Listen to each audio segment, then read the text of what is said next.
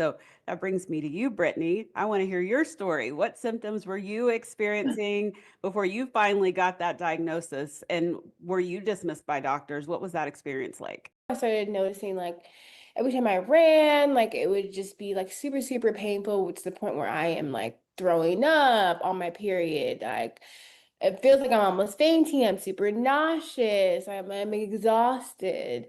So one of my first signs that as an athlete, we get a lot of blood work done. So I started doing blood work, noticed my iron was low. And I was like, okay, cool. I would get like iron infusion, stuff like that. And we would just have to constantly get them, like, with anemia or, low iron. It's you kind of have to find the root cause, but like it wasn't, we weren't trying to do that. It was just, okay, let's just make sure she has enough energy to get around the track.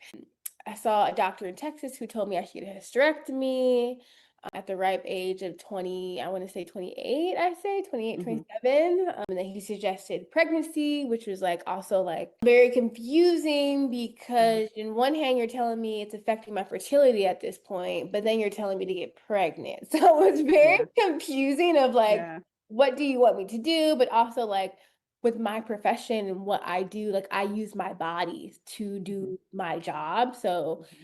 it was very like, you just want me to get pregnant right now? Like, what do you want from me? Like, I'm running around the track. I'm going to say in 2023 at the beginning of my season, I finally went with a doctor, a specialist, a fertility specialist, with the first doctor who looked me in the eye and told me, like, you have endo. And then my whole life has changed since then.